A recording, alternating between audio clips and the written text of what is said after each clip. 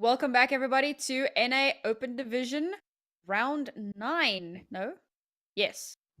Yes, that sounds right. Week 5. There we go. You're good. You got it. Yeah.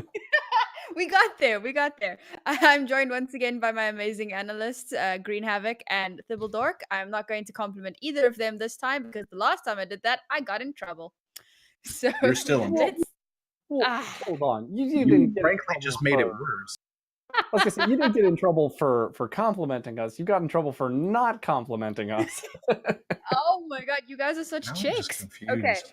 You know what? Hey, how about Overwatch? What a Yeah, game. let's jump straight into our matchup. We've got, as Thibble mentioned earlier, teams with very interesting names.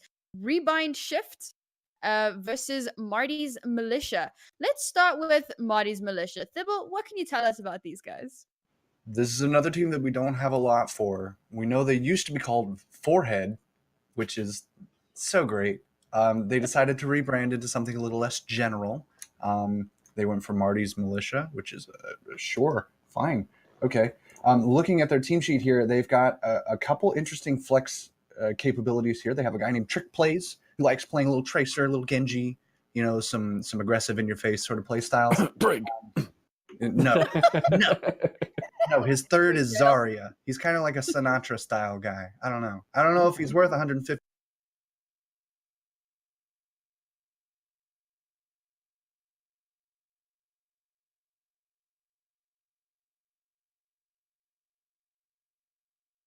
May on the field, so that should be cool. Get it? Because May. Anywho, there's also a person named Etc.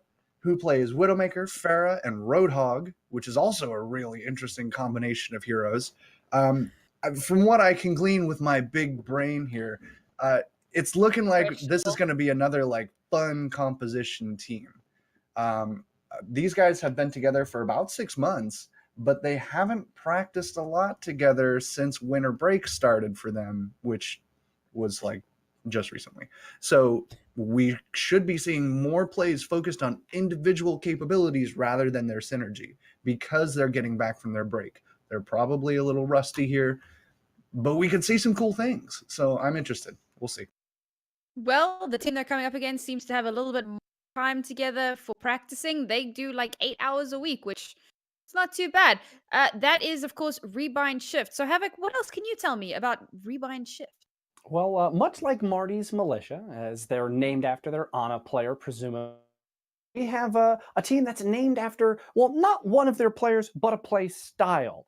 AK has a tendency to hit shift a lot and spends more time on Minecraft than he does Overwatch. So there's a little bit there. We've got a fun looking team though. They definitely have some jokes in between. Basically, all of the information they gave are just inside jokes about each other and how they operate as a group. Like, they don't know each other's names, even though they've been together for 5 months and such. And that's kind of a good sign for a team. It means that they know each other, and I'm hoping that that means that's going to translate into some synergy on the field.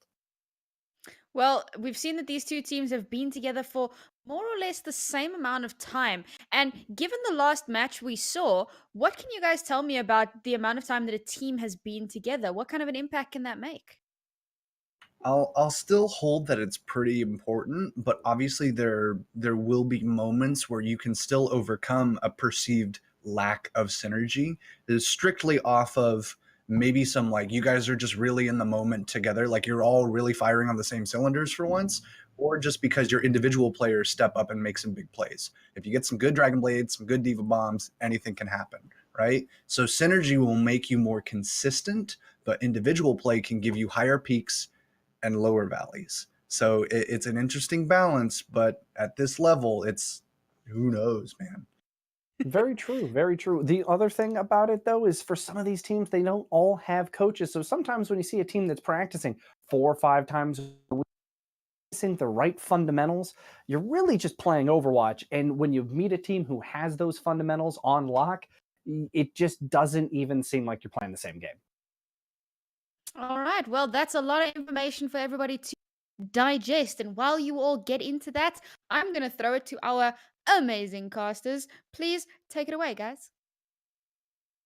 Thank you so much, Naori. I am Pulsable. I'm here with Zark, and we're going to be your casters for today's match. You excited to get into this one, Zark? I'm so ready. This is going to be a lot of fun.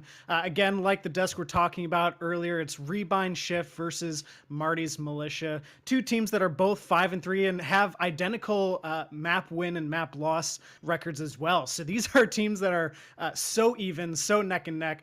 That's just an equation for a really great matchup.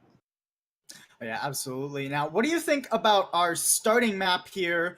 We are going to be going over to Nepal. So, what kind of things do you expect to see here?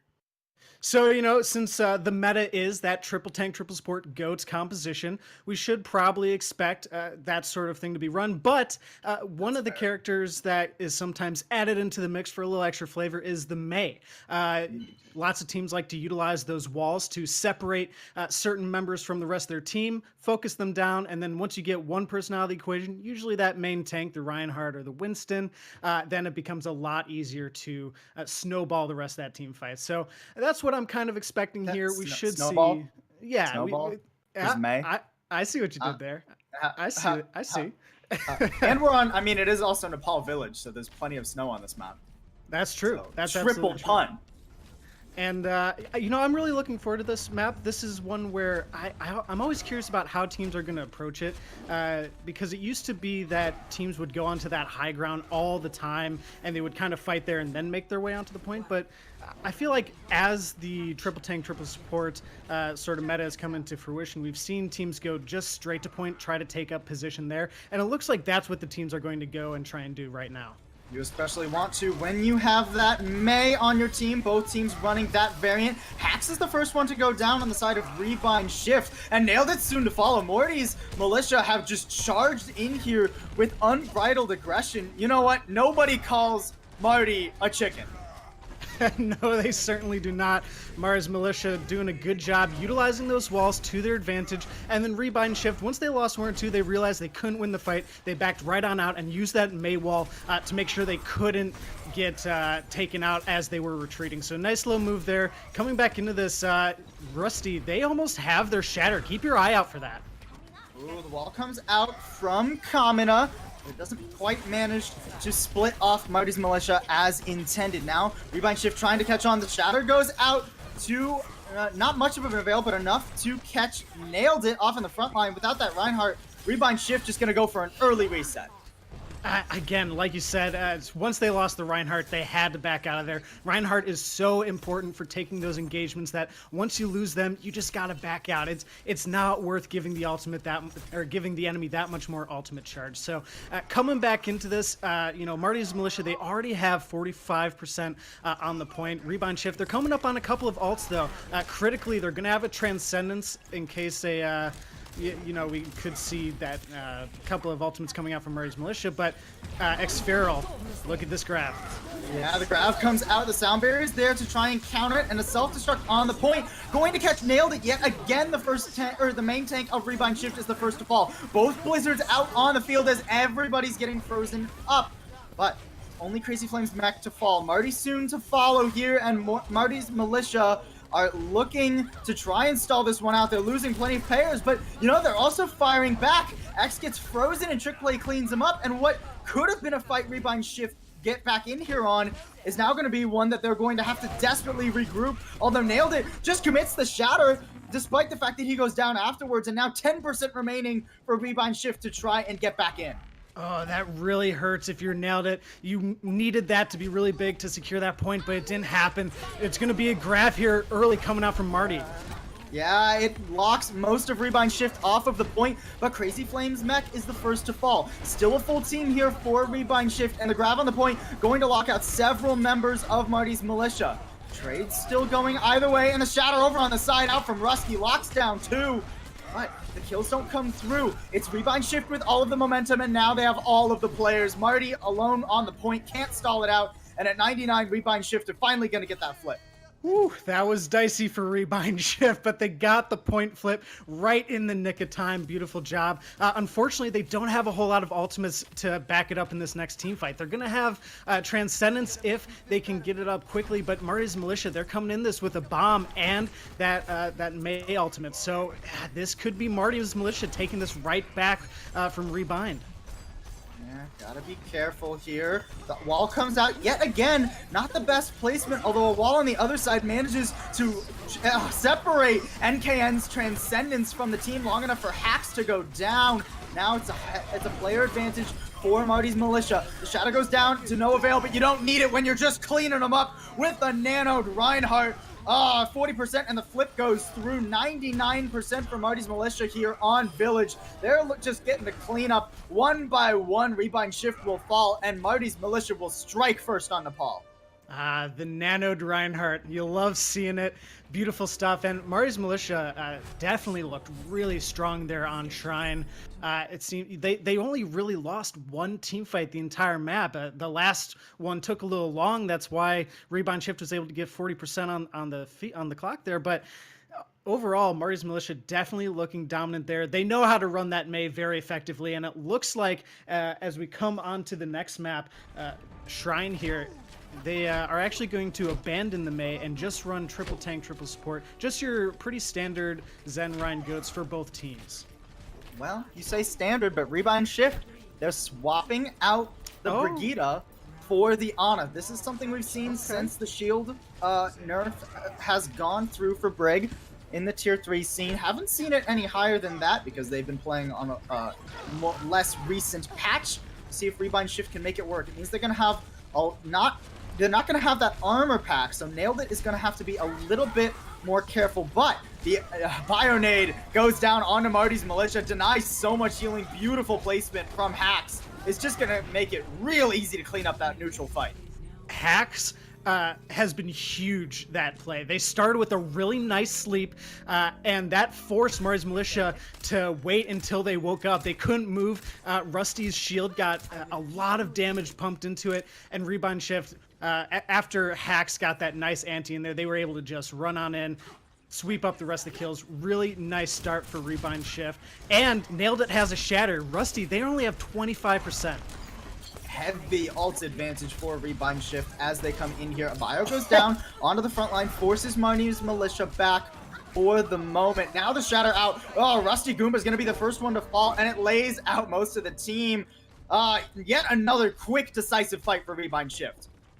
Really well done there. Nailed It just didn't care about Rusty's shield. They just went right past it, got a nice little shatter, took everyone out. And now look at the ultimate economy Rebind Shift have. They have 3-4 ultimates coming up in the next fight. Keep on a lookout for NKN's grab here.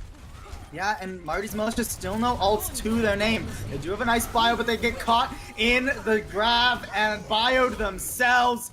Rebind Shift are not letting these fights go more than 10 seconds. No, which is horrible for Marty's Militia because they have no way to build up their own ultimates to counter what Rebind Shift are throwing at them. And so now Rebind Shift are doing such a good job of being measured with how they're using their ultimates that they still have 3 in the bank to go. So even if, they get a grab in this next fight, if etc. is able to get it, they're still going to have Kamina's Transcendence. So Rebind Shift, they're definitely sitting good. The Shatter Bomb comes out, makes it so Rusty's the first to fall. A huge early fight advantage for Rebind Shift, but it's going to be equalized. Nailed It goes down as well, and now they're trading supports. Still kills going either way, but as we tick up to 90%, this is not a fight that Marty's Militia can afford to lose. They invested Transcendence too late to save Marty, and now it is a 3v5 on the point in favor of Rebind Shift. The shatter out from Rusty only finds one, and the follow-up cannot come through. A bio to deny any kind of healing onto Rusty means that Rebind Shift gonna work their way back in here with the reinforcements. The emergency wrecking ball on the point, the adaptive shielding, not gonna make him live very long. The nano just to try and make it so that Marty's Militia can desperately sustain. He gets locked up in the grab. Now it's just the Lucio contesting the point. Marty's got to try and live through here, but now the nano coming out onto Nailed It and the sound barrier to back it up. Even a grab can't save them, and Rebind Shift gonna strike back, tie it up on Nepal. And it's worth mentioning.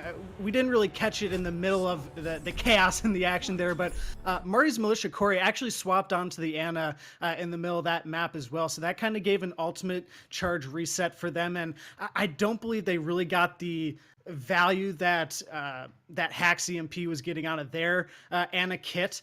So I think that Marty's Militia, while they tried to throw back the same composition that Rebind Shift were thrown at them, it didn't really pan out for them. Rebind Shift, they were able to just have such a clear ultimate advantage throughout the map that they really did a good job of closing out Shrine right there. So now we're moving on to Sanctum. It's a map where Orisa is a little more popular, and it looks like that's what we're going to see here. Both teams running the Orisa, but Rebind Shift, they have that halt hook combo with the Roadhog, whereas Marty's Militia, they're going with a double DPS, double support. So it's 2-2-2. It's just Roadhog and Diva are a little bit different there. Also, what's different is Marty's Militia going to be opting for the double sniper. Widow and Ashe taking up different angles, and it's only NKN for Rebind Shift who's going to try and contest them both. Kamina on the Junkrat, going to try and lay some damage down into the front line, but the Orisa shield is just so hard to burn through. Ooh, trades go back either way, so now it's one sniper for both sides as the teams still fight out this point. Fire coming down forces Rebind Shift to play defensively for the moment, and they've got to be careful. Oh, the dynamite out from Trick deals so much damage, and now 2 kills for Marty's Militia means they're going to be the first ones to cap this point.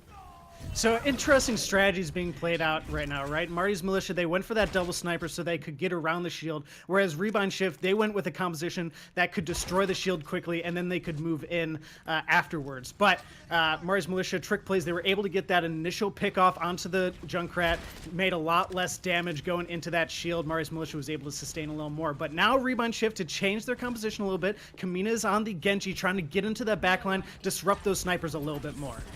Oh, the self-destruct into the room where the entirety of Rebind is. Doesn't manage to quite find anything, and Crazy takes a dip in the pool while throwing that one out. An unfortunate series of events for Marty's, but they're going to stabilize, etc., getting both of the DPS straight off the bat. Rebind Shift have still set themselves up on the point behind the Orisa shield, so this is not a one fight as of yet. Etc. wants to lock this one out with his fourth kill of the fight now, and Rebind Shift gonna have to go for yet another reset. Oof, that hurts. And I love the way that Marty's Militia set themselves up, right? As soon as they saw that Rebind Shift went down into that little alcove, they spread out around it so that they had sight lines on really any way that they tried to leave that area, just trapping them in there. So really nice stuff, but someone's got to start giving some pressure to etc., and it looks like it's going to be NKM switching over to the Widowmaker themselves. I can't really apply too much pressure at the moment. The supercharger, the bongo, if you will, is out from Rusty Groomba. Now the sound barrier to engage with Rebind Shift. They move in. They can't seem to find a kill as of yet, but Marty's Militia are very low. There they are. All the kills come through in a matter of an instant. And finally, Rebind Shift off the back of some support alts are going to cap this one over. All right, Rebind Shift, they switched to dive. It ended up working for them in the end. Put a lot of pressure on those supports. You could tell, etc. was not having an easy time on the Widowmaker that time around. But now coming in this next fight, we're going to see really sights probably for both Widowmakers here. But crucially, trick plays. They have that Bobby Boy. We'll see if they decide to use it.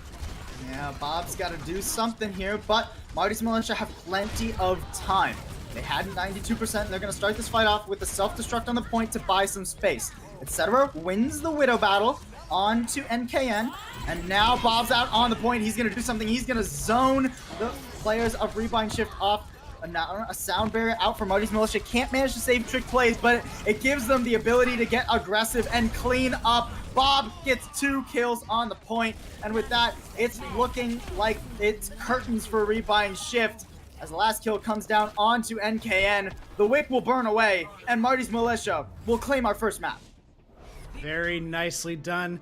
Again, just goes to show you just how neck and neck these two teams are, right? I mean, going the distance here on Nepal to start things off. But in the end, like you said, Marty's Militia looking stronger. It's going to be nailed it with the play of the game as Reinhardt likely a shatter here. I believe, is this when they went behind? Yeah, it was. Beautiful stuff. That's the stuff of dreams for us, Pausable, as Reinhardt mains. Oh, yeah. Gotta love when you can just, WM1Q, right? Beautiful stuff. But I got a question for you real quick. Yeah. So on that third map, Sanctum, the third stage, if you will, we saw both Orissas come out. Now, when you lose the first fight on an Orissa, what is your opinion on staying on that Orissa for the second push? It's tough. If you can't set up initially and you can't win that first fight, it's hard to set back up because it's almost a race to the point to set up to gain that ground. And then once you have it, I really think that you need to start looking for some other answers. And I think it took Rebind Shift a little too long to figure out what exactly that answer was. I think they were on the right track once they went over to the dive. But I think that once Marty's Militia, they tried to come back into, once Marty's Militia came back in, they seemed to crumble a little bit. The blade from Kamina didn't really find anything there. It was a tough go. So I think that switching off the Orissa if you don't win the first initial fight is a smart move if you're really getting pressured by the rest of that composition. Yeah, I gotta agree. And when we did see Rebind Shift switch to that dive you're talking about, they immediately won the fight, right?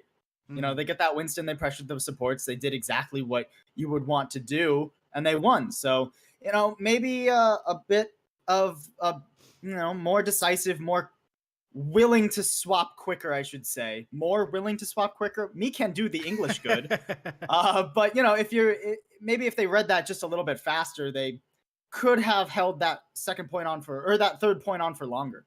Yeah, I think so. I think their initial engage, once they went on to that dive composition, looked really clean, looked really good. But once Marty's Militia was getting back into the fight, it seemed like things kind of fell apart. It seemed like the comms kind of broke down. There wasn't a clear, decisive path, like you were saying.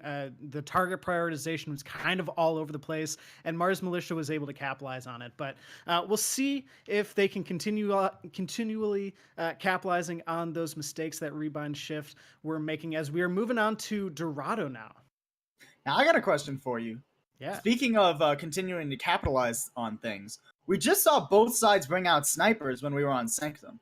Dorado's not a map where you should be afraid to run snipers. Do you think we're going to see that here, or is it just going to be Go Goat's forehead? It's a tough one. I think that since we did see something a little different on Sanctum, I think it's possible we could see some snipers. I think, etc., they seemed pretty confident there when they were playing the Widowmaker before. And I think it's possible. Dorado, it's a map where the high ground can be so important for teams to utilize.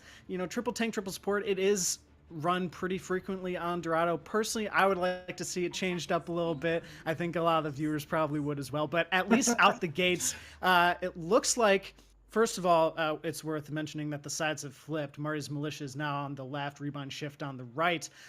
So it looks like Marty's Militia on the defense to start off. Looks like it's going to be that triple tank, triple support. But again, they opt for that Ana Zen rather than the Brig, right? They opt for the double flex support rather than the Brigida, and it makes the Reinhardt battle so hard to win out without that armor pack.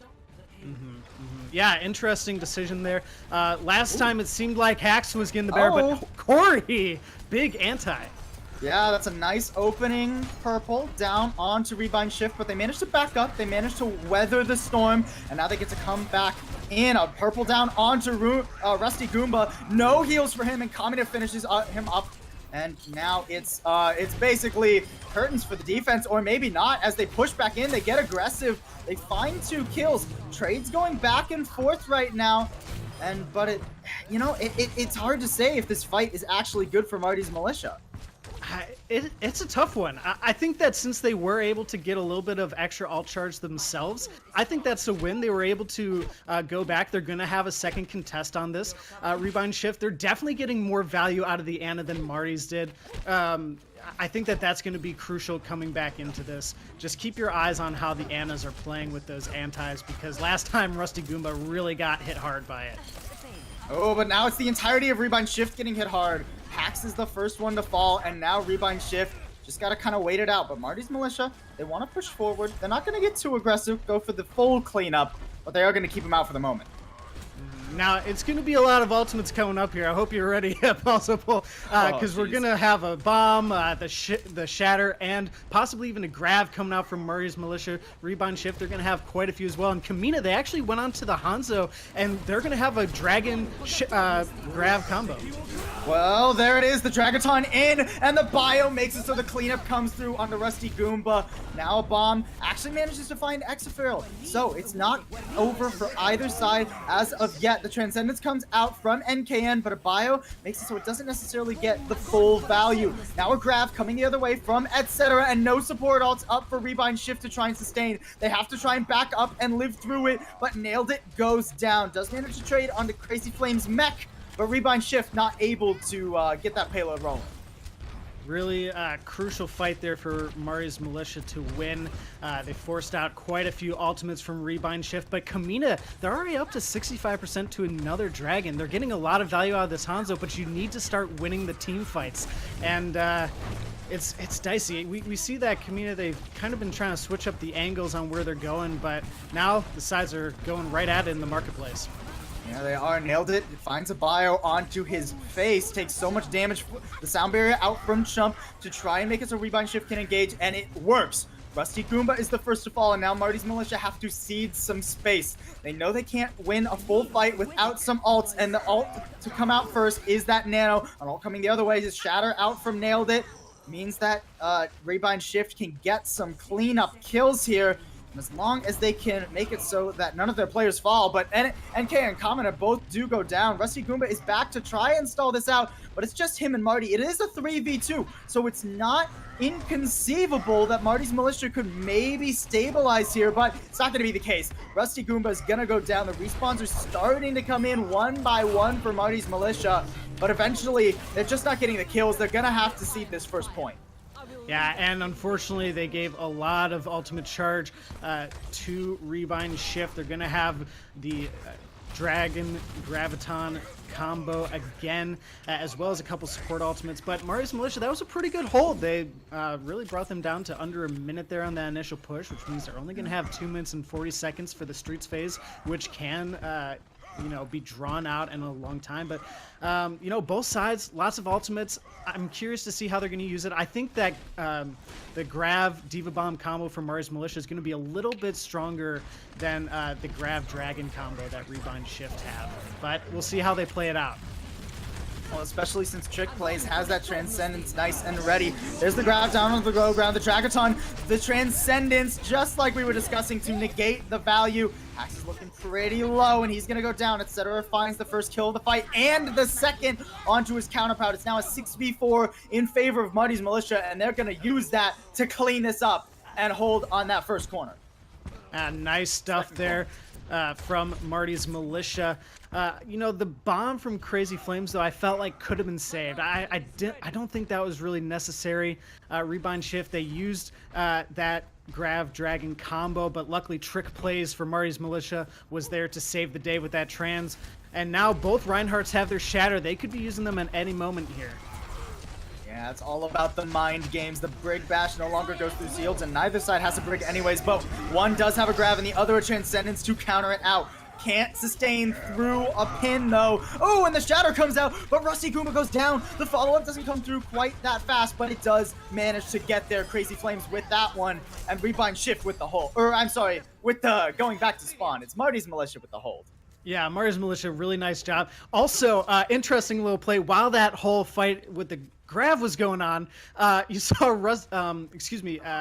Nailed It use their shatter, but Corey got a really clutch sleep right after it happened. So the back line of Marty's Militia was able to stay alive because of that sleep while that Grav was going on. Really nice play there. And now we see Nailed It switching on to the Winston, NKN onto the Widowmaker, and Kamina onto the Pharah. So they're going dive here. They're really changing things up here in the last minute.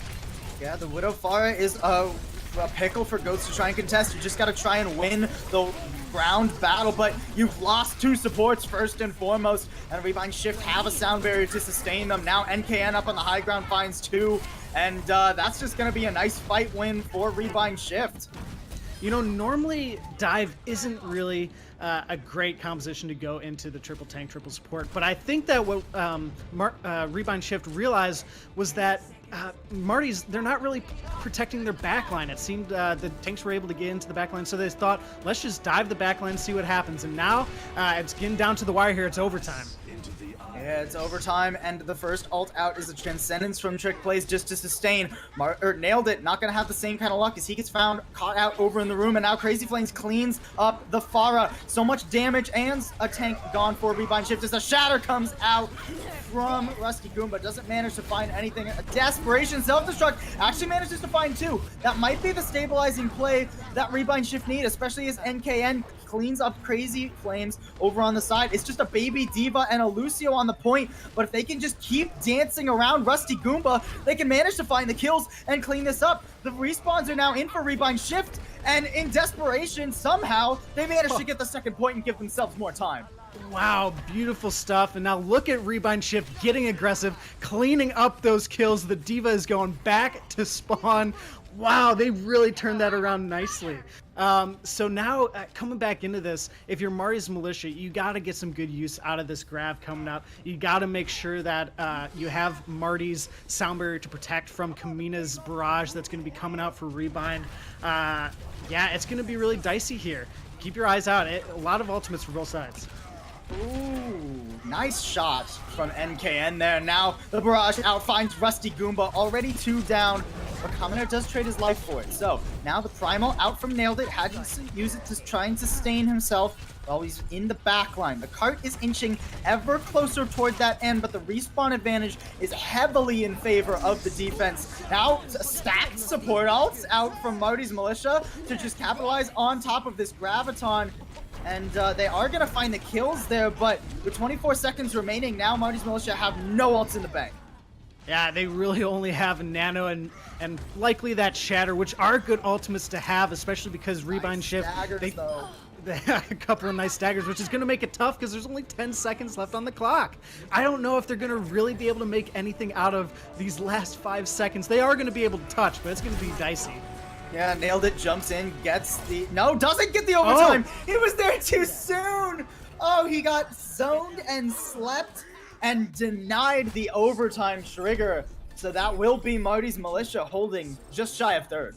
Oh, I really feel for Nailed It there. That's unfortunate. The Winston, they should have been there. They were so close, but you know that's how it goes sometimes with Overwatch. And again, I feel like switching onto the dive composition was a really interesting decision. I can understand the logic if you're looking at it from, you know, the way that Marty's was playing the Goats. They weren't really protecting their backline. But the thing about Goats is that if you're able to move as one unit, as one team, focus down people, and then, you know, clean up the rest of the kills afterwards, it's much stronger than dive. And that's sort of what happened at the end of point 2, right? You saw the Winston Nailed It got caught out. Marty's Militia, they moved as one unit, took them out of the equation, and then they were able to clean up a little bit there, although in that scenario, they didn't clean up fast enough. The respawns from Rebind Shift were able to come back in, and they somehow capped that second point. But I feel like switching off that triple tank, triple support to go dive was a risky move and may have kind of led to the downfall into that 3rd part of the map. I agree with you that in the third part of the map, it was likely kind of a risky play and caused their downfall. But I actually really like it on the second point because you get the Pharah and the Widow. There's so many long sight lines, and you saw NKN and that last fight just get like 3 kills, stabilized for his team after Exafil got that nice self-destruct. So I actually think it was a really smart move. It's something we've seen in contenders. You know what else we see in contenders is some nice headshots. NKN gets the opening pick onto etc. Not going to stop the cart moving, but it's going to make it so that eventually Rebind Shift can maybe get in here. They're not going to be able to do so with their healer, however. Hax is the first one to fall on the defense. NKN coming down shortly afterwards, so they open up with some nice picks, but now they're at a heavy player disadvantage as they're desperately trying to hold the archway. They didn't hold very forward, and Marty's Militia just steamroll on through. Yeah, you mentioned long sight lines at the beginning there, Paulsable, and that's exactly what Marty's Militia are utilizing 4 times around as they have 4 DPS on the field right now, a composition that you often only see on Route 66, but Marty's Militia, they're making it work for them here. Really nicely done. Rebind Shift, they're switching onto a dive composition with that Widow Genji, but oh, Corey already found Kamina. Well, I was about to say that the Widow Genji is definitely what you want to switch to counter the quad DPS, but you have to be able to live, guys, because the Genji and the Widow have to live to get the picks. And both of them fall first in this fight. Now it's just tanks and supports, and Rebind Shift have to back out and let the payload keep moving. Yeah, they sure do. They got to rethink how they're going to approach this point. There are so many threats coming from different angles, and look at the ultimates that Marty's Militia have on the field. They're going to have that dragon. They're going to have a barrage, maybe even the sights. Or the soldier ultimate. There comes the barrage. Yeah, the barrage is out, but NKN shuts it down. Nailed It is traded. So it's an even fight thus far. The res comes up, and now it's not so even. No tanks for Rebind Shift. No one to stop the Visor or the Dragon. And Marty's Militia are going to invest pretty much everything, but they're going to keep that payload moving. They certainly are. And yeah, Rebind Shift, they seem to be really struggling to find an answer to this. They just don't know how to get in there. And when they try to, there's just an ultimate in their face stopping them. So now they're going to cap the second point, and there's 5 minutes and 43 seconds left on the clock for Mars Militia to continue pushing here. They're in a great position. They're going to have the sights, and Rebind Shift, they really only have their nano, and Hax just got taken out. Oh no, what? Hax, you gotta play line of sight, but they have so many angles. You can't just walk into the open, neither can UX. I know you got the defense matrix, but it's just too much damage for you to be able to deal with.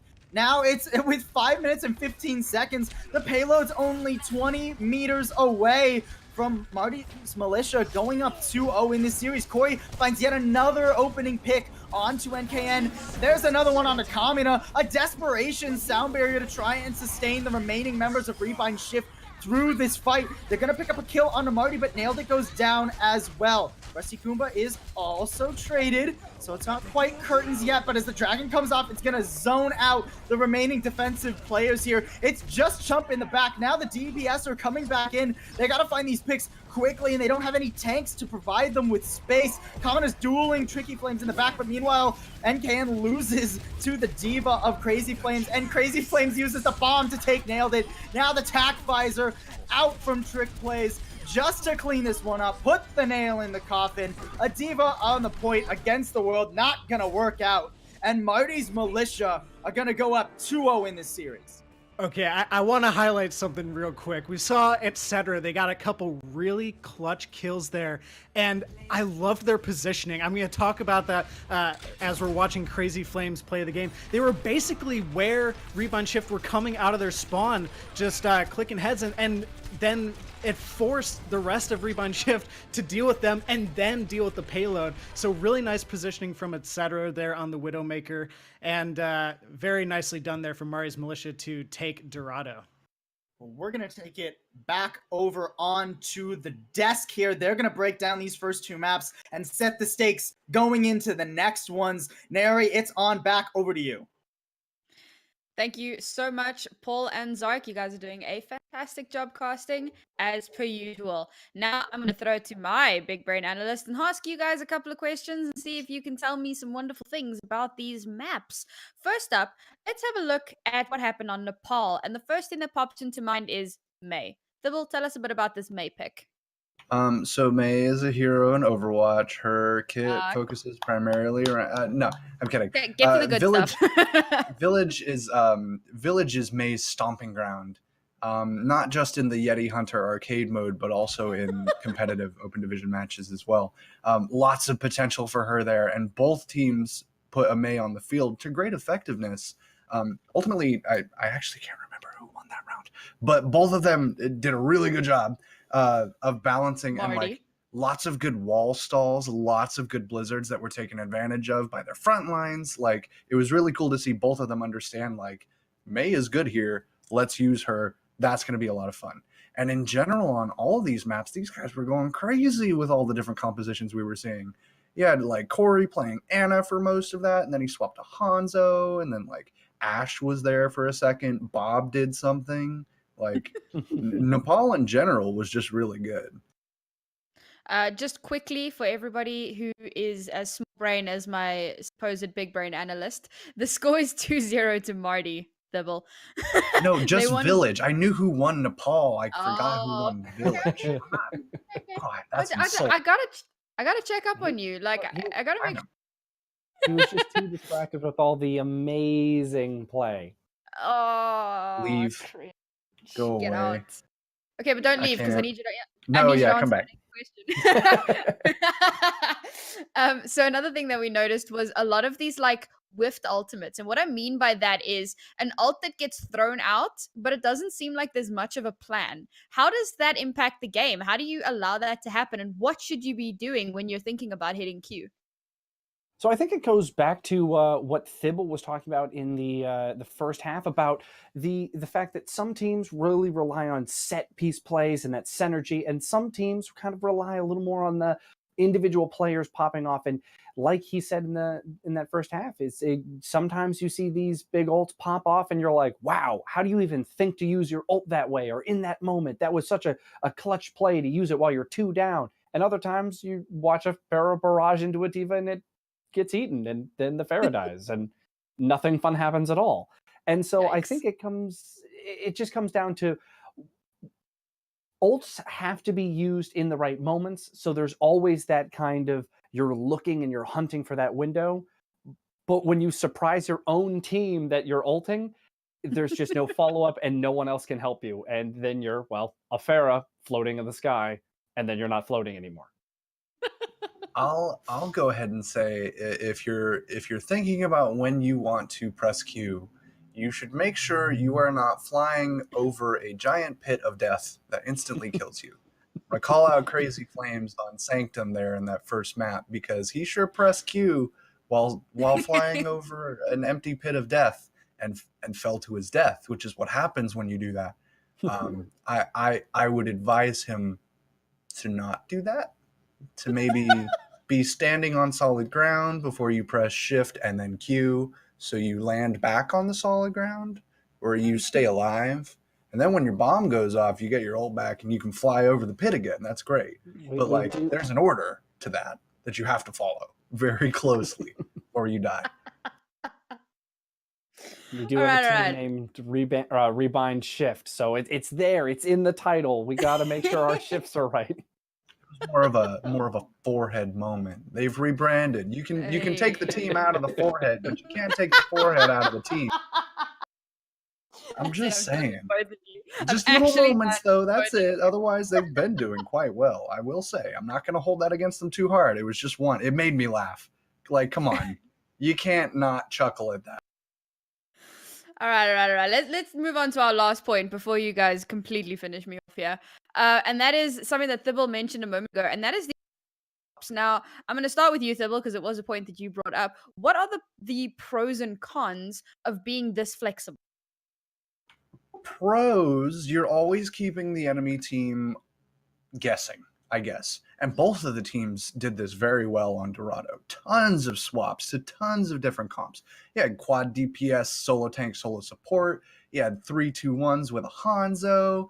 You've got Genji dives, Sombra dives, Pharah, Mercy dives, all over the place, different variations of goats, things like that. We saw these guys swap like every other fight. The con to that is that you're not really maybe you build ults once and then that doesn't work and you swap. Maybe you don't build ults and then you have to swap. That's time wasted and ult economy lost. Both of the teams were guilty of this, especially in the latter phases when they had to start stalling. They would swap and swap and swap. Maybe I'll play Macrino. Maybe I'll play Soldier. Maybe I'll do Hanzo Zarya combos. Some of those worked, some of those didn't. So there's something to be said for playing a bunch of different comps. I think it was crazy impressive, the variety that we saw. And all of them were working to a degree, but a little consistency can sometimes go a long way.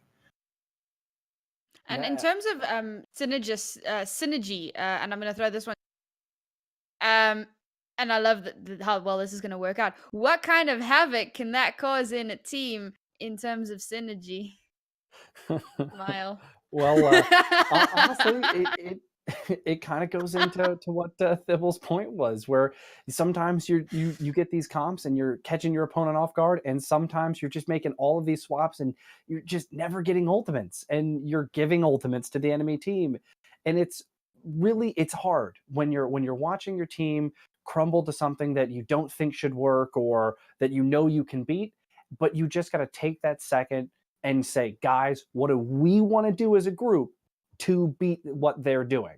Because I saw a lot of individual swaps coming out, and I mean, you really just need to make that team comp swap and that style swap. It's that they have to play together. You can't just decide to play deathmatch and hope to win Overwatch games. It can work, but that's not what you want to be relying on.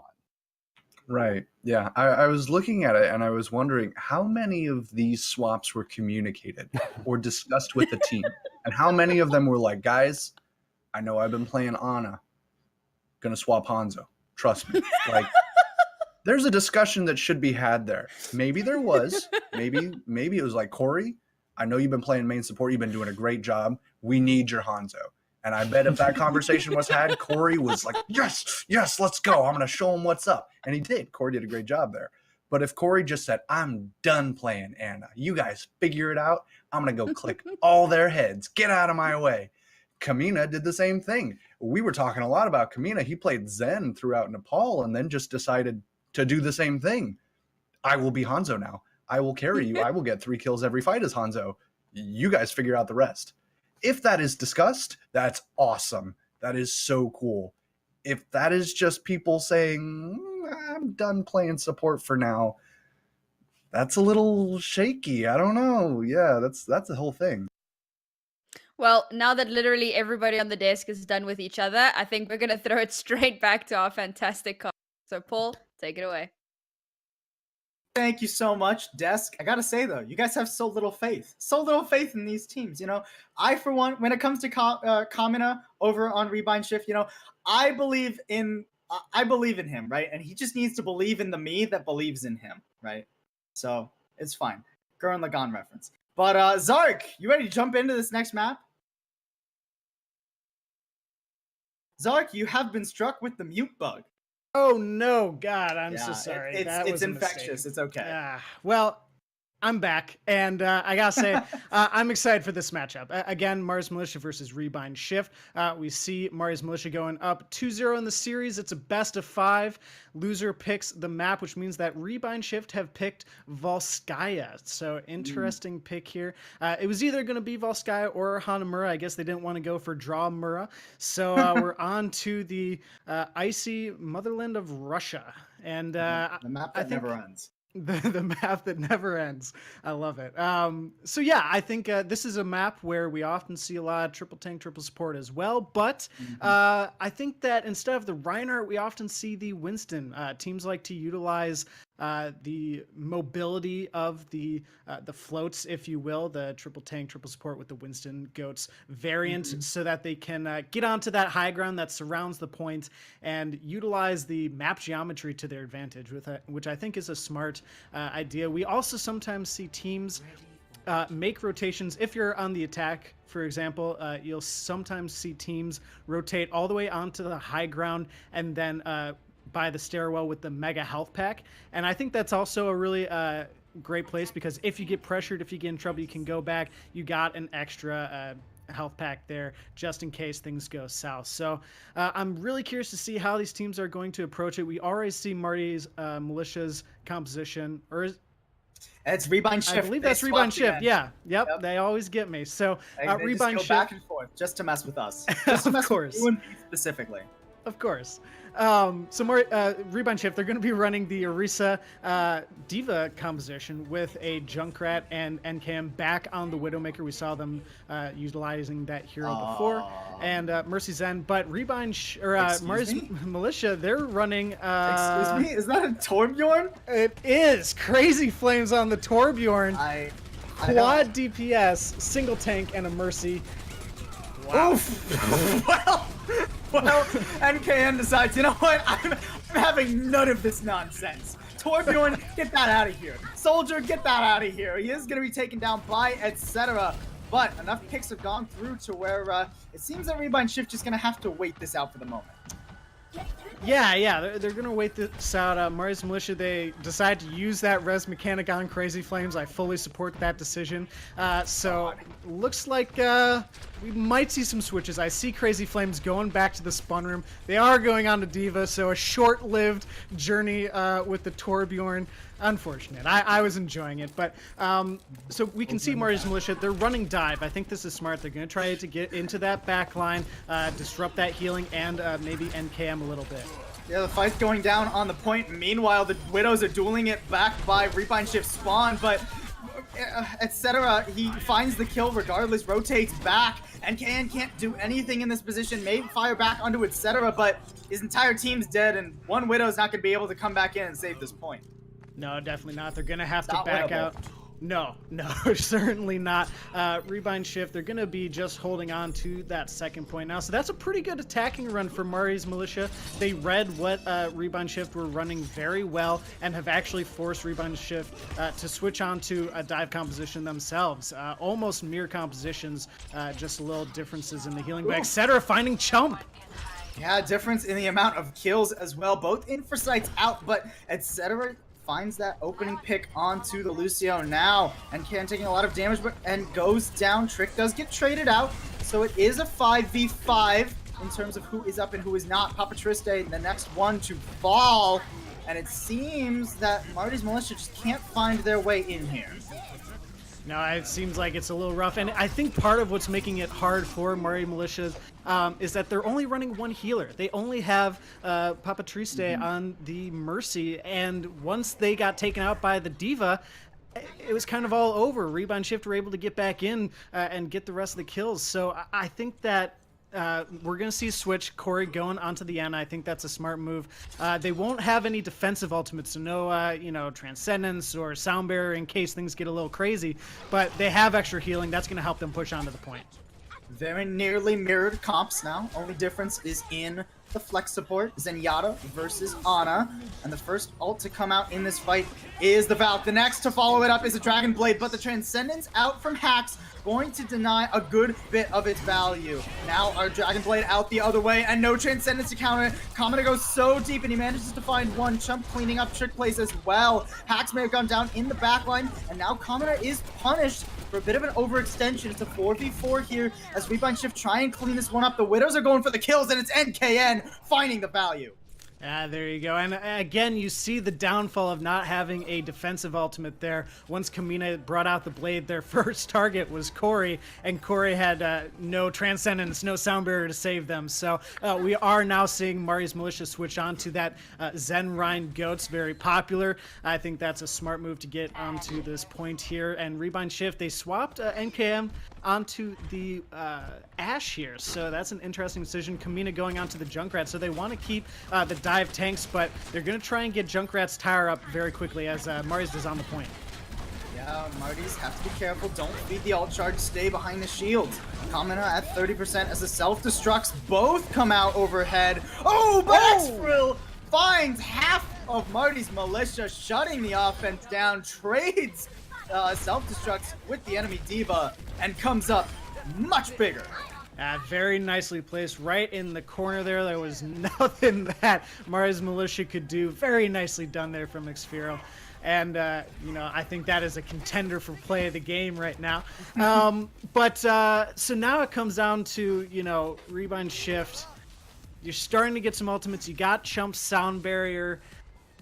Do you stick with this dive composition, which is traditionally not very good against the triple tank, triple support? It looks like Marty's Militia, they're going to try and take the platforms around the side of the point. I love this play. We'll see how it works out. They get in for the most part, but Corey out on the side. Only 5 members actually in. Corey's all alone down main. Trick places the first to fall to Kamina, and now Corey just gets zoned out. A disjointed push out from Marty's Militia, and Chump throws at the sound barrier just to make sure that Rebind Shift win this one out. Yeah, good read by Rebind Shift. You saw Ash and Diva try and focus down that Zenyatta, take them out of the equation immediately, and that push was over before it really began. So unfortunately, I liked the idea of going on the platforms, kind of sneaking around the back, but you have to go as a team. You have to move as one unit as the goods composition. And so now Rebind Shift, now they have those ultimates, they have the Transcends, they have the Junk Tire. Rebind Shift may be able to hold for this next team fight. There you go. Kamina finding 2 with that Junk Tire is just going to wrap it up. Possible as they come in. My ping has hit 1,500, so I cannot see.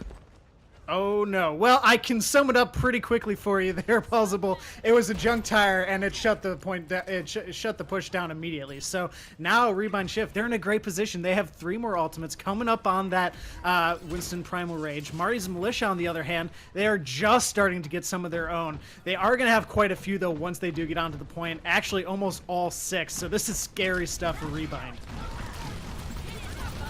And looks like Paulsable's left the game, so I'm just going to pick it up from here. We see Bob on the point, just zoning out members of Marty's Militia. They've had to go all the way to the back by the edge of the map, and now they're just falling off because they realize it is all over. Really nice job by Rebind Shift to capitalize, only using what ultimates they need to win the team fight. It's really nicely done by Rebind Shift. And now Marty's Militia, they didn't use anything in that team fight, is the good thing for them. So they're going to still have all 6 ultimates on the board, but it's tough. There's only a minute left for Marty's Militia. They got to find a way to get back in. They're going up main. You see Rebind Shift. They're on that high ground, and they've already taken out Corey, and Corey had the Transcendence. We see the sound barrier coming out from Marty's Militia. Bombs for both sides on the point, but it's Marty's Militia who's getting the best of it. Xfiro, though, finds 2. They are finding so many clutch bombs throughout this map. The Primal Raise from Nailed It is stalling out here so that members of Rebind Shift can get back onto the point. Ash and Cam, they find Papa Triste, another support down for Marty's Militia. And now Rebind Shift have somehow come back from the precipice of defeat here and been able to hold. So there's 15 seconds left on the clock. Still quite a few ultimates left for Rebind Shift. They're going to have a tire. Both defensive ultimates. Marty's Militia, they're scrambling here. They've gone on to double sniper with the Hammond to try and get there quicker. Plausible. This is crazy. Both Transcendences on the point. Bob is there too. They're doing something. Kamina finds Papa Triste. It's all over here. Marty's Militia, they weren't able to do anything, and Rebind Shift has somehow stopped Marty's Militia from capping that second point. Well, I wasn't around to see it, unfortunately, but good on Rebind Shift for their defense. They got to try and work their way back into here. And, holding on second of Volskaya, no easy task. This is a map that often goes into those time banks, as many 2CPs does. So recap it real quick for me, Zark. How was Rebind Shift able to pull that off? Honestly, it was really efficient use of ultimates. It was utilization of the geometry of the map, which I mentioned earlier being so crucial. They were on that high ground, only got off when it became really crucial, and they focused targets. They always made sure to take out a support immediately, really shutting down Marty's Militia's pushes before they even began. It was really nicely handled by Rebind Shift. And again, Marty's Militia, they just didn't move quick enough as a team. It was, and also they didn't use their ultimates nearly quick enough. They had so many, at one point they had all 6 ultimates, and Corey, the Zenyatta, got taken out immediately. They didn't use anything as a result. So I think that getting more ultimates on the board and actually using them for Marty's Militia is crucial. When you're in that GOATS composition, you also need to move as a team and move quickly. Take up position on that point. Force the dive to come to you and absorb it. And that's what Marty's Militia has to do. But it's going to be them on the defense this time around, and they're going with a double sniper dive composition. And we'll see how Rebind Shift reacts to it. Yeah, yet again, not starting off with GOATs for either team. Rebind Shift coming out on the Widow Hanzo with the very mobile tanks of Winston and Diva. They're going to have to be careful here, etc. Looking for a nice pick. Ooh, whiffs one by Hax's head as the dive comes in onto him. Tries to get out of that one, but Kamina finds him on the side. Nailed it, pays for it though, so it's a 5v5 currently. Crazy Flames mech is down, however. Kamina finding all the value on the Hanzo. Marty's Militia forced to go off around the side, but Trick Players fires back. Now, Rebind Shift set up on the point, have to avoid the picks coming onto them as the dive comes in from Cadet. Finds Kamina, and as the respawns come in for Rebind Shift, they're going to try and work this one back in. They're on the point, they're nearly up to that first tick, but they've got to be careful. Trick Plays still up on the high ground. Corey there as well, and etc. over on the side of the low ground finds Hax. Now the Nano out on Cast, but he's jumped away, so not too much value. He's going to jump back in, try and zone the defense back out, and it seems like Rebind Shift just going to take this one slow. Yeah, Rebind Shift, they're trying to back out of it. They got to find a way to disrupt these snipers because even though Rebind Shift, they've made some progress, it's the snipers just keep killing them as they're trying to push in. So now you see the rotation from Marty's Militia because you see the dive coming in for Rebind. What a beautiful read of that offense coming out from Marty's Militia. They've got to try and avoid yet another dive coming out onto the backline, but it's the entirety of Marty's Militia there to protect them. Etc. goes down regardless. The self-destruct overhead out from Crazy Flames doesn't manage to find, or out from Xfil rather, finds Crazy Flames mech. Now, 3 kills out. The Desperation Dragon out from Trick Plays to try and stabilize here, but Rebind Shift are going to manage to get this first point. That was a really nice job by Rebind Shift because once they realized that Etc. was kind of getting caught out, they were trying to back up, and they actually backed up into the supports of Rebind Shift. They sent up that Diva Bomb to that high ground where the rest of the Militia was hiding out, forcing them to not be able to save their teammate. And luckily, though, Etc. has found Kamina to start this next push off.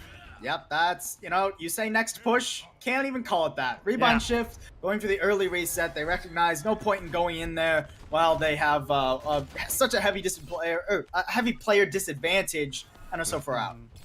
Right. Luckily, though, for Rebind Shift, they're going to have a lot of ultimates on the board, 4 to be exact, and they're halfway there to their other ones. Marty's Militia, they're coming up on a couple of their own. Keep your eyes on how Papa Triste utilizes this sound barrier because we got some Genji Blades coming out. Gonna have to use it now, but can't save, etc. And Can finds the first kill. He's looking for more, but he goes down. There's a 1-for-1 trade here as the Dragon comes out onto the point. Out from Kamina to zone Marty's Militia. Now a Transcendence to re-engage for the attacking team, and they use it to find Corey on the point. Now it's going to be Rebind Shift trying to make this advantage workable. They've got to try and clean these one up, but etc. back out on the Roadhog, just deals so much damage and shuts the offense down. Yeah, the thing about this particular point is that the defenders have such a strong spawn advantage. So if you lose one person early on, it's going to be rough. I think one of the mistakes we saw there was that Hex EMP decided to use their Transcendence. It looks like they wanted to switch onto the Ana anyways, potentially, so maybe it was not all that bad, but I still feel like they could have held on to that if they really wanted to re-engage in this next fight. They're going to really only have the Diva Bomb to go off of and the Sound Barrier, but Marty's Militia, they have triple tank right now, the Soldier and double healers. We'll see if Rebind Shift are able to break it. Oh, they've got to break it, but they've got to be careful. They got bioed, and Hax takes so much damage. Manages to run around his tanks and stay alive, but you can't say the same for Kamina now. Cathect, I can English, finds one and nailed it, finds another two. Corey is down here, and Rebind Shift have set themselves up on the point, but they need to try and stick together. The healers of Rebind Shift are getting zoned out, but they manage to find Cathect now. The visor out overhead on the point now. One trick plays only manages to stifle the aggression of Rebind Shift, but it's going to be enough for Marty's Militia to hold on here for the moment. They're definitely going to hold on. They have a couple ultimates from that fight as well. But crucially, the Zenyatta and the Zarya for Rebind Shift got taken out right at the beginning. It makes it really hard to keep fighting. Ooh, a nice little hook there from Etc. Yeah, but the bubble coming out from NKN sustains, and nice, the shatter out from Nailed It, lays down the front line of Marty's Militia. A desperation self-destruct overhead, can't find anything. Crazy Flames does manage to remack, and Corey gets the Nano out before falling, but it's just a Nanoed Diva on the point who's been bioed out. One tick is all they need, and they're gonna get it. Rebind Shift are not out of this yet. No, they certainly are not. Unfortunate for Marty's Militia. There were like 3 people who were so close to being able to touch, but they just couldn't quite get there. It's going to be a Sphero with the play of the game. I believe it was that 3K. Yep. Very nicely done.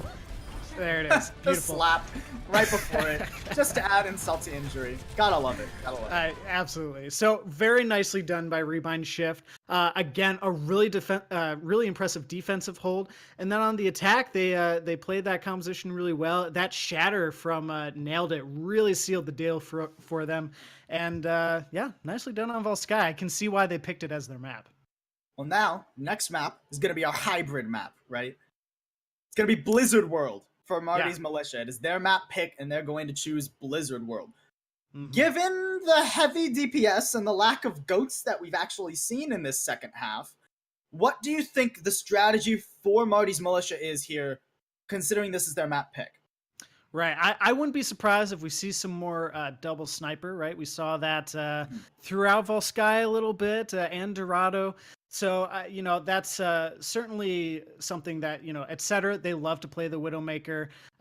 We've seen different members of Marty's Militia pick up the DPS at certain points. But so, yeah, I wouldn't be surprised if we saw double sniper at one point on Dorado. I know we saw Farah. I believe that was Rebind Shift that actually used that particular hero. But in any case, wouldn't be surprised if we saw some deviation from the triple tank, triple support. I think that these teams, they use it as a last resort. When it comes down to brass tacks, that's when they switch over. But you can tell that they're more comfortable flexing their hero pool than not.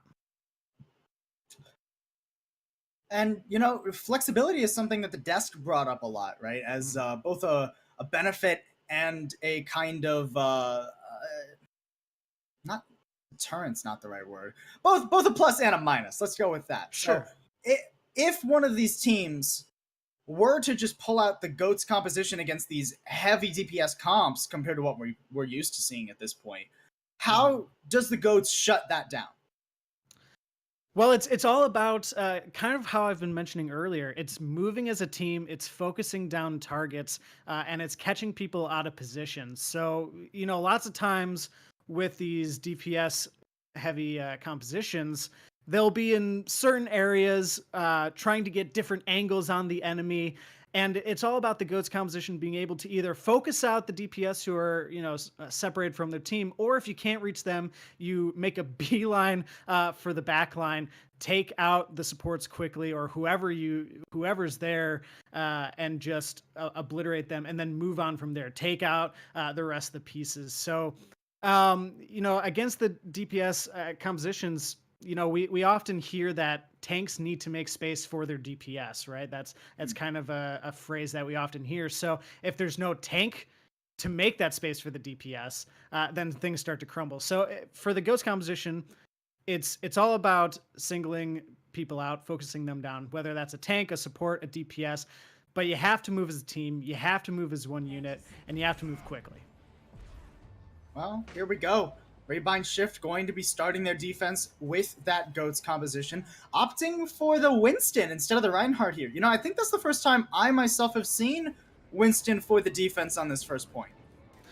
Yeah, this is pretty interesting. We'll see how it pans out. Again, like you said, triple tank, triple support. So they want to utilize the high ground that's surrounding the point, kind of like a first point of Volskaya. They utilized the high ground very well on their defense's second point. So I am not too surprised to see this coming out from them. But Marty's Militia, they're running that quad DPS with the Wrecking Ball and the Mercies. So again, they are really comfortable with this particular composition. I'm excited to see how it plays out here. Nailed it, goes in, tries to tickle down some of these DPS, but just can't manage to find his way. Never mind, he manages to find his way onto Trick Plays. Goomba stomps him, and Corey does find a nice headshot onto Kamina. So it is a 5v5 right now. But as I say that, Corey goes down. Nailed it's traded out, so now it's a 4v4. Trade's going both way, and Marty manages to get the res onto Corey. That negates so much of the pressure that Rebind Shift have been putting forward on this defense. They managed to take out the only tank, so now it's all up to the DPS to create their own space. They're kind of clumped up on the one side of the point right now. Gotta dance around NKN on this Zarya. Got more than enough charge to be a hindrance. Trick Plays right now just running around trying to stay alive here, but etc. not going to have the same kind of luck. Kamina finds him, now back on the Sombra, and it looks like Marty's Militia are just going to have to wait this one out. Yeah, really interesting stuff coming out from both these sides. Rebind Shift, they did a good job of, like I mentioned earlier, focusing out targets who are out of position. They took out the soldier immediately, but then they overextended. They got too aggressive. Crazy Flames and the rest of the DPS heavy composition were able to capitalize on that mistake. But now Rebind Shift, they're going back in. Here comes a barrage. Yeah, the barrage finds one, but he's traded out, and Corey goes down as well. The res comes out, so it's currently a 5v5 on the point. The dragon over onto the side, not quite aimed at Rebind Shift so much as aimed at zoning them away. It does manage to find Chump regardless, and Corey finds yet another kill onto Hacks with just a hail of ultimates. Marty's Militia gotta clean this one up and get themselves that first point. Yeah, and that's kind of the goal of this particular composition, right? You just overwhelm them with the ultimates that you build up, because you'll get them quickly going into that tank heavy composition that Rebind Shift are running.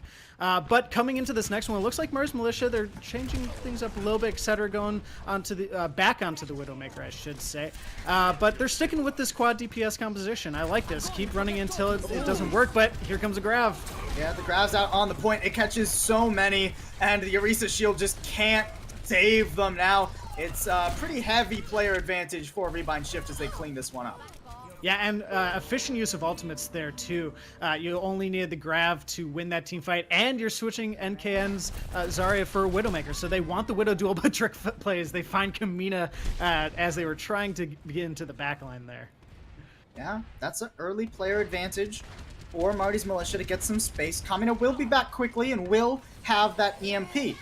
NKN finds the opening pick onto Crazy Flames, forcing out the resurrection, and that's when Rebind Shift want to try and get aggressive. Nailed it, pops the primal, and tries to get Trick Plays rather, but it's actually going to be Trick Plays finding Jump. Marty is down, so there is no healing for Marty's Militia at all. That is their only healer, and Trick Plays going to find that out the hard way. Go down on the side, as it seems Marty's Militia going to keep the payload moving somehow, but they're not going to be able to find too many kills in the meantime.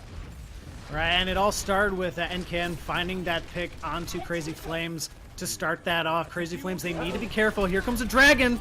Yeah, the dragon over on the side finds Hacks EMP, but Xferal finds two with the bomb EMP. Now Marty's Militia, they had an opening into that fight, but they just got shut down by the combo coming out.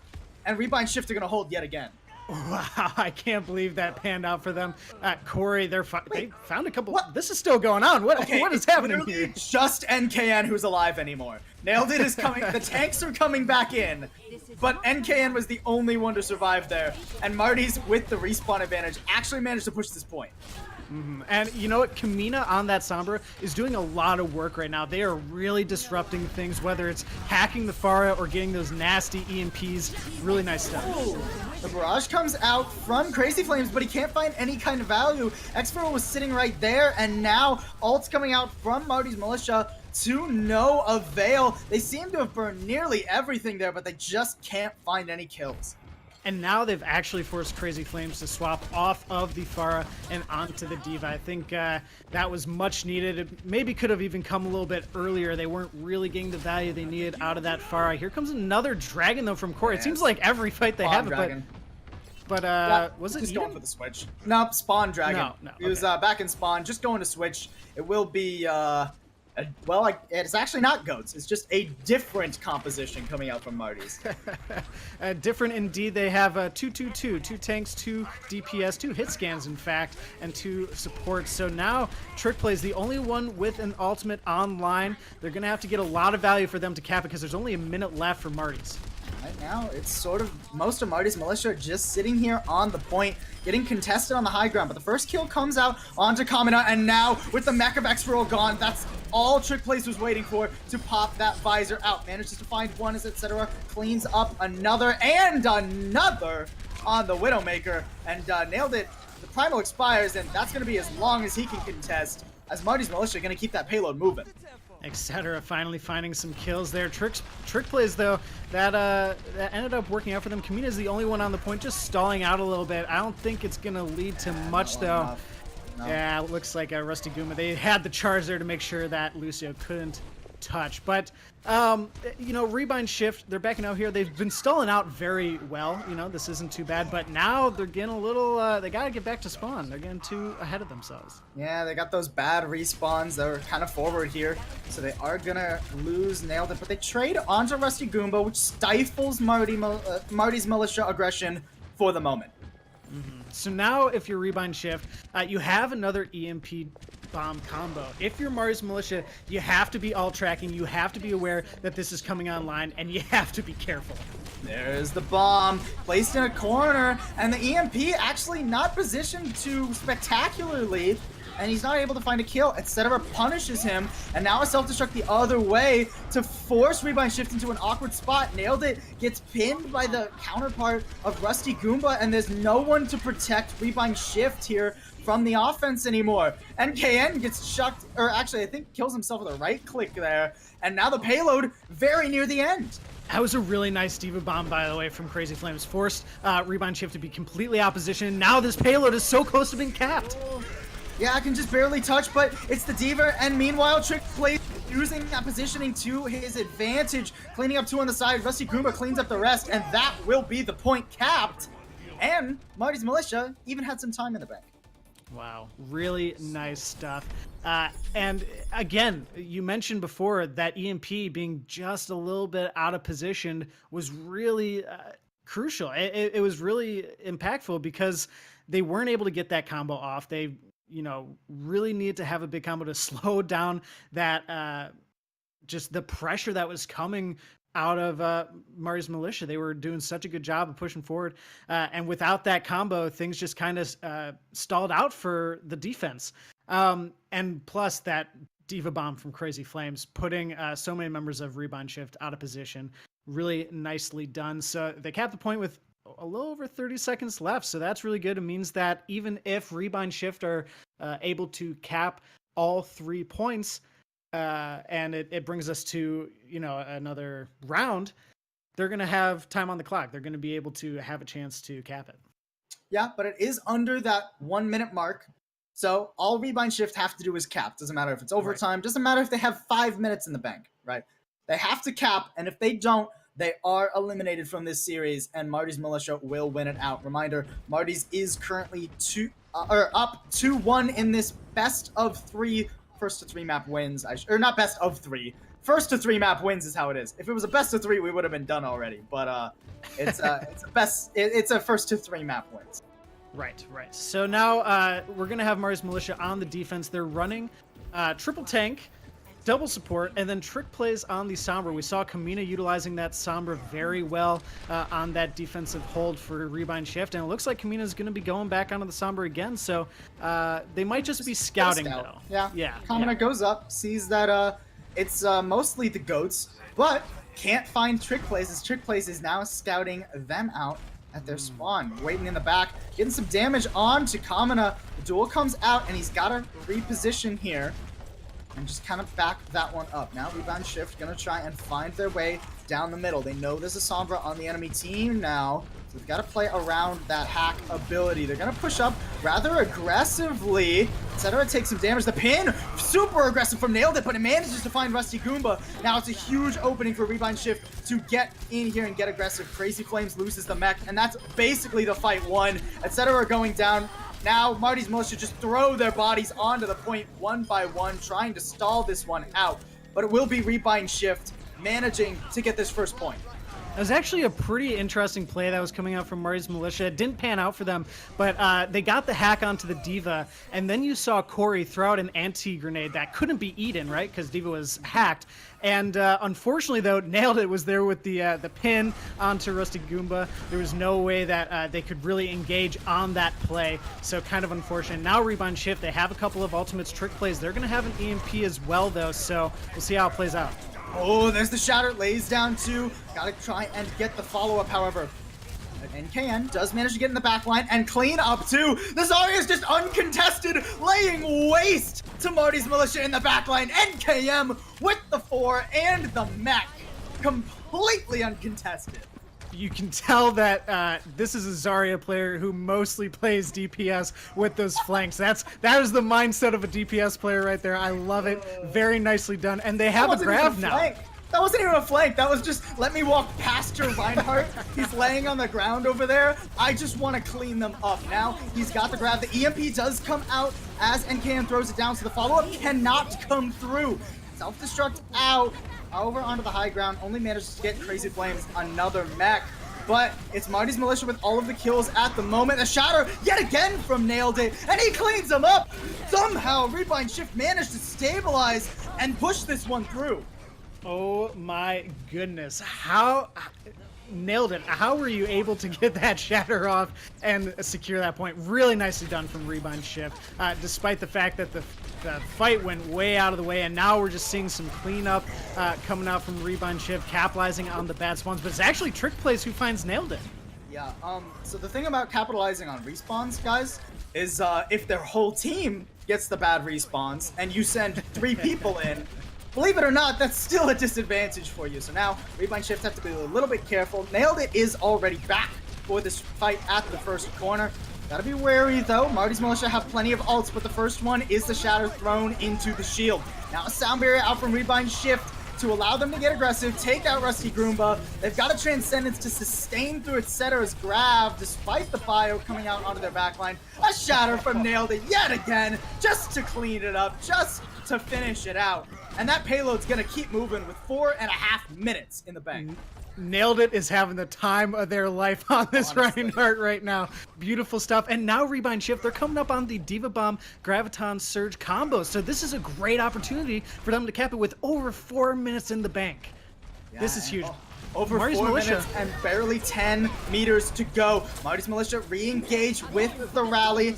Self-destruct out overhead from both sides. X-Roll's the first to go down, but he trades out onto Marty. Nailed It gets the mech of Crazy Flames, but trade's still going either way. Nailed It's trying to find the value over onto Corey, but he gets zoned out a little bit here. Gets punished, and etc.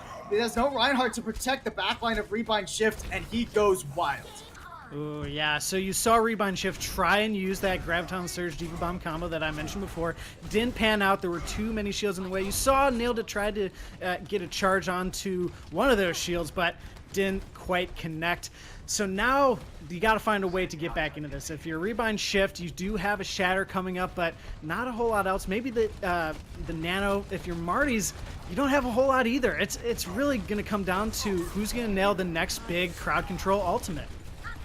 Yeah, and Rebind Shift have more in their bank. Exactly one more, and it goes down. It lays down 3. The Bio to combo.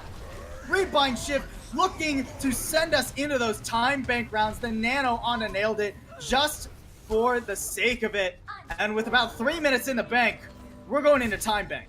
Someone stop Nailed It. So this is insane. These shatters are unbelievable. Just really exactly what Rebind Shift needs. Sometimes all you gotta do is press W and Q, and that is what Nailed It is doing today. Beautiful stuff. And now there's over 3 minutes left in the bank. This is a great position for Rebind Shift, whereas Marty's Militia, they only have a minute. So you know, Mars Militia, they are up 2-1 in the series, but right now, Rebind Shift, they're looking like they might be able to tie it up. Well, and keep in mind, when Marty's Militia pushed out on their first offense, it took them a good 2.5-ish minutes to get that first point. Rebind Shift, they won it in one fight and steamrolled practically the whole way, only losing when they got to the very end of the map. So Marty's Militia, this is an uphill battle for them. It sure is. So I'm curious, are they going to try out that quad DPS composition that they started before? Or are they going to play a little more safe this time around, go with the Zen Rhine Goats? It looks like safe to me too, but not so safe on the other hand is Rebind Shift. Look at how aggressive they're positioned. They're in this little area off to the side. I don't know if Marty's Militia is going to be prepared for it. There's no scout out from Marty's Militia, right? They're not doing that this time around. There's no Sombra to try and come out and see where they're playing.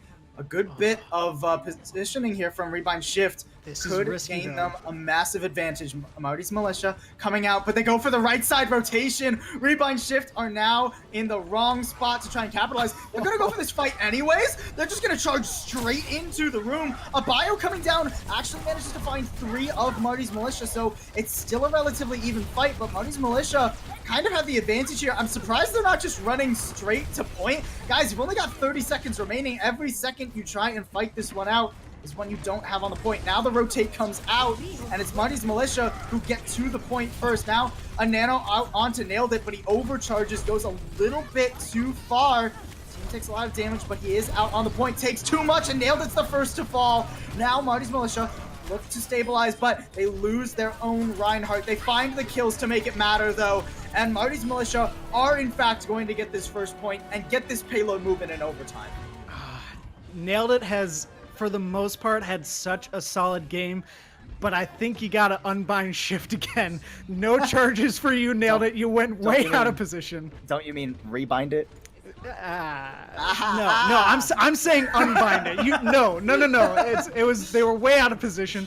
Luckily, they do have a Grav and a Transcendence to get back in. It is overtime, but Mars Militia, they have a Shatter and a Deep Bomb coming up of their own.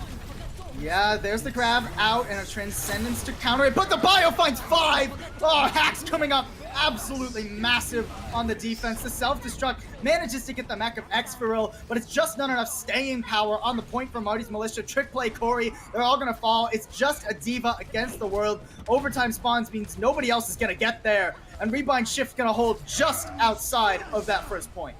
Hacks EMP with the crucial biotic grenade to make sure that none of that Transcendence healing got to the rest of their team.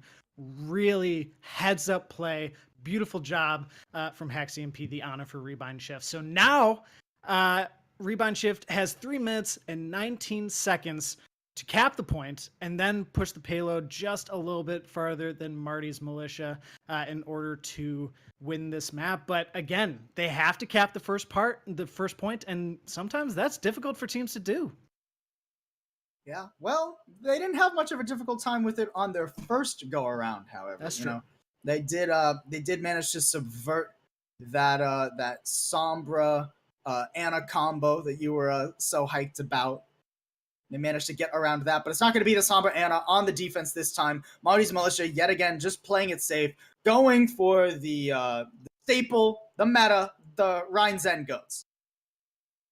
Yeah, we'll see how this plays out here. So with this composition, right, you want to, again, move as a team, focus targets down, but mostly in this scenario, you kind of want to take up space, but it looks like Mars Militia, they want to go for the same sort of, sneaky play on the side. This is dicey. This is the same position that Rebind Shift were in. I don't know about this. Well, and Kamina out on the Sombra, going to read it entirely, right? Yeah. Just, that's the scout I was talking about last round, right? It does seem that Marty's Militia, they do manage to realize, hey, we haven't seen them yet. This isn't going to work. Let's go back to point and play this safe.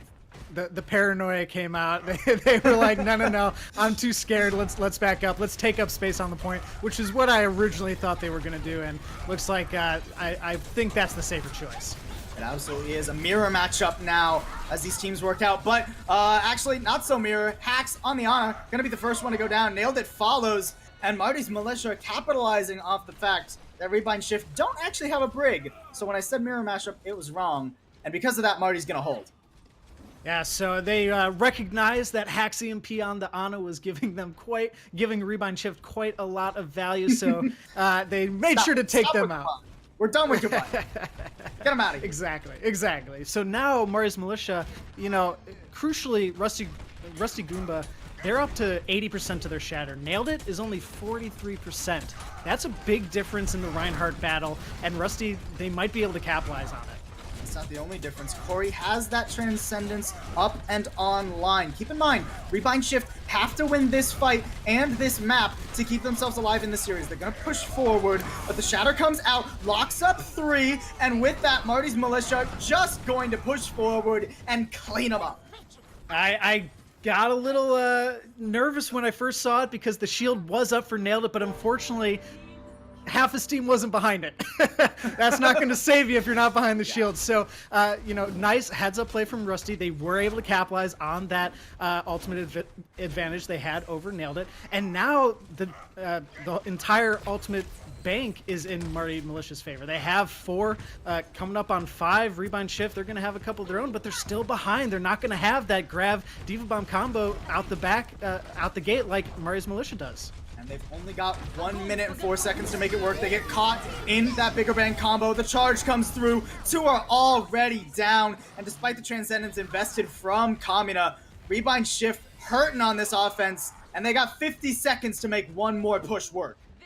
Wow, Mario's Militia, they are definitely making good use of their composition, playing it very well, and only using what they have to in order to win the fights. They use 3 there. They're going to have 3 coming up, including 2 defensive ultimates. That's crucial because we have 2 major crowd control ultimates plus the Diva Bomb as well that are coming up that they're going to have to use to sustain themselves. Look where Marty's are. Oh.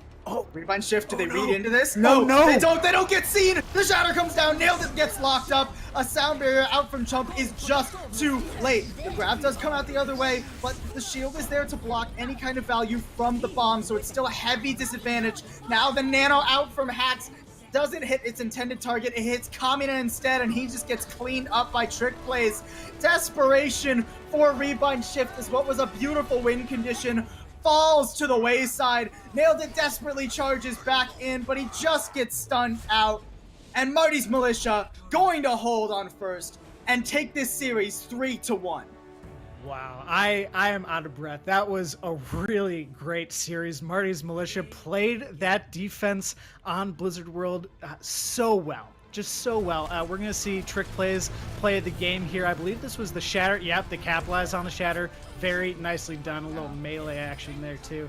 But ultimately, Marty's Militia, they just utilized their ultimates so well at the end there. And they played creatively, too. That little, hiding on the side, waiting for Rebind Shift to get aggressive, and then capitalizing on their overextension and taking the Reinhardt out of the equation. Really heads-up play. Really nicely done. Let's talk about those heads-up plays, the clutch ults, the aggressive Zaryas, everything about the second half of this series. We're going to throw it on back over to the desk. We'll see you later. Thank you so much, Paul and Zark. You guys have been wonderful as always. Big Brain Analysts, let's dive straight into this. And the first thing that I want to talk about is Volskaya. And something that you guys brought up, Thibault, you especially, was the DPS matchup. Tell me a little bit about how these DPS matched up. It's tough to talk about a specific DPS matchup because, as with the first half, these guys were swapping like crazy. I think the big one that I was really paying attention to was NKN versus Etc. NKN was pretty consistently winning that, mostly in the Widow duel. Etc. swapped to Roadhog at some point, and that wasn't going too hot. There were a lot of things attempted, but overall NKN was playing pretty dominantly. Lots of hit scan flexing between support and hit scan again. His Widowmaker was like awesome. He hit some crazy headshots all throughout that map, and that really helped on Volskaya as well as Blizzard World. It was interesting to see the teams kind of play against one another in the mind game, not just like actually playing against each other, but like trying to outthink one another in these compositions. It was very interesting to see and made for a really entertaining game. Well, I mean, you just mentioned Incan versus etc. in the DPS matchup, but we also saw them in the tank matchup. And the tank line was something that Havoc, you were mentioning as well. What about these tanks, specifically on Blizzard World? What really stood out for you? Well, honestly, it was it's almost not the tank line in a way. Now they definitely stepped their game up, and they really started to clean their play up, which was something that we were kind of starting to get on their case about. Was they were just letting Rusty and I mean just kind of dominate the game, and you can't do that. You've got to be able to hold that line down. And now they went for a comp that is being kind of experimented in with contenders, and that is changing out the Brigitte in a Goats comp for an Ana. Now, it changes the way the heals work, and that started to give their tank line a lot more stability. But we saw in the end some playing some cheeky corners and getting a good shatter and pouncing on the Reinhardt. How much today? How many times today have we talked about all capitalizing on one target? And that's what they did. They only got one person with that shatter, but they made it count. And that came to that tank line adjusting. They didn't like the way they were playing against the Ana support line, so they said, "Look, we're just gonna not get nanoed forehead." And it's not even just about the cheeky flank shatters or cheeky flank charges or cheeky flank pushes in general. A big thing for me were the biotic grenades coming out from Hack CMP. Yeah. Just because, like, sure, you can get a great engagement, you can get a good shatter, you can even get one really good solo shatter and focus that target down. But with enough heals, that can be dealt with. You can pop trans, you can just push all your healing into that one target and try and survive and re-engage on the fight, even if you're surprised. Not so if your entire team has been hit with a biotic grenade and you're not getting healing. That says this fight is over. Give up. Just stop. Stand still and let us kill you. So all these great grenades coming out, and a matchup we don't talk about very much in this meta, the Ana versus Ana matchup, where you have to think about the person who gets the first biotic grenade, the first big purple, has a significant advantage because you can't cancel it out with anything except Zarya bubbles, and those are on pretty long cooldowns. So the better Ana there is going to give a huge advantage to their team because healing is important.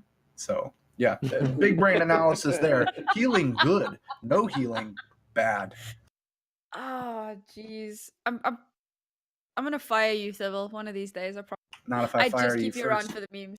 Lol. All right. So you guys have mentioned a lot of players, but what's really important for me is who were your MVPs? Mike, let's start with you. Oh, MVP. Same. MVP. So I'm actually it's now they didn't ultimately have an MVP for me, but with Marty, I'm going to go with the fact that they really knew how to rotate their substitutes.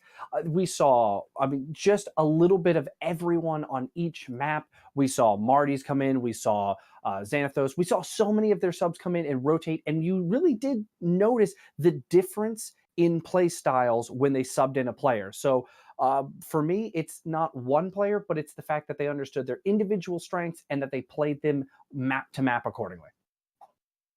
I think that's definitely, frankly, a point I hadn't thought about. Managing your substitutes is not something we look at very often. Many of these teams only have 6 players, or if they have substitutes, they only use them like that guy, his power's out, or he's sick or dead or whatever. I guess we have to use the other guy. Oh my But god. this is a team that utilizes its substitutes for strategic purposes, which I think is really important. I will say, though, my MVP is not a substitute, but rather a player that was always in, but nevertheless knew what he had to do, when to do it, and why. And that, for me, would be Corey. We've talked about him a lot already. Swapping from support to DPS to clicking his buddies to clicking his enemies, doing a great job on all of those, managing the efforts of the team and the ult economy and everything that you need to manage when you're swapping between all those roles, which is not easy, but nevertheless made it work. So I'm going to say Corey for sure, because I don't think I'd be able to do that. I mean, I'm plat, but like if I were that level, I don't think I would be able to do that. So definitely props to him. He stepped up in a big way when his team needed him and made this series something worth watching. So great job to him, but indeed, great job to all the substitutes and the strategic minds at work in both of these games, because this was a thinking man's game of Overwatch for sure. Absolutely. GG's to both teams. And with that, I think that's going to bring us to a close for this evening. Thank you once again to my wonderful casters and, of course, to my analysts, Havoc and Thibble. You guys are great. It's been an absolute pleasure working with all of you. And thank you, as always, to Qbot for being our producer. You're an absolute lad. Please, guys, join us again tomorrow. We have 4 amazing Open Division games, 2 EU, 2 NA. Right here on the BGG channel. We'll be waiting for you. We hope you'll join us. Thank you. Have a great evening.